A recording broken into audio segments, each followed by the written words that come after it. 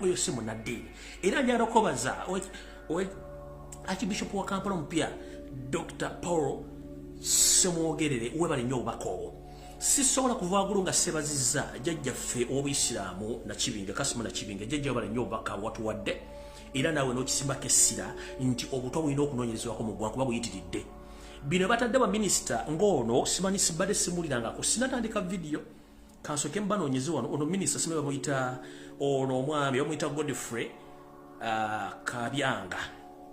omwami ono Kabyanga lwensoso muuli amazima gali nti mbadde simuulirangako wuuyo mbadde simuulirangako oyo minisita Museveni musajja mukonjo wuuyo mbadde simuulirangako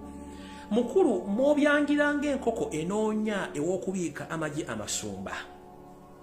wandifudde nnyo ku bwakabaka bwo obw'obukonjo obwa Rwenzururu nti omutanda wammwe oba kabaka bwa Rwenzururu essaazi nali mbuwambe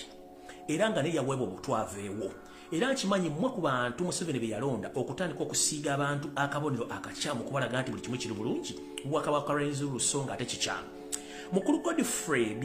simanyi kubyanga oba okubanga okumanyi bakutuuma amanya nga tuma kigategeeza ovuddeyo n'ogamba noyogera ebigambo n'ogamba simanyi aboogera obutate buliwo abantu bafa normally please Mr. Simanyi Godfrey bya Kabyanga ffenna tugenda kufa naye wabeerawo ekissa omuntu kyetuta cause of death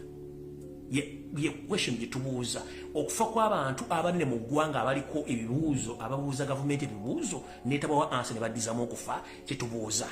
kati gobonoova onoga tonafuna obutwa tebuliyo mu ggwanga nkulayirira nammwe mu bwakabaka bwammwe bwawe obwa Rwenzururu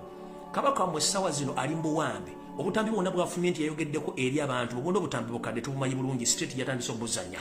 ekituufu kiri nti kabaka w'abakonjo Wesley Charles Mumbere ali mbuwambe era naye yaweebwa obutwa nga bwe bwakabaka wa Bunyoro nga bwe bwakabaka wa Buganda kino nkikuddamu omukulu Godfrey Kubyanga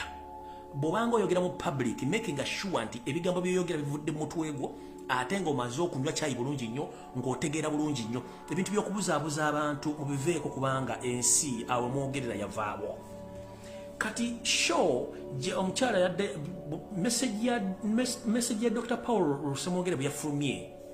yajjuliriza abantu abadde bategeeza eggwanga nti obutwa we buli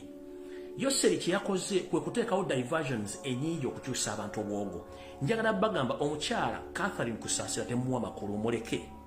olw'ensonga ensi Uganda gye tulimu kati okuwa n'obujulizi n'okuteekawo ekintu ky'olaze nti kikyamu obeera n'obujulizi omukyala oyo ayina bakanyama basukka mu 5 bamukwatira ensawo bujja obunyama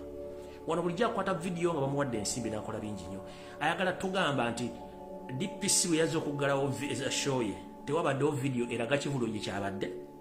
bantu kyababaddemu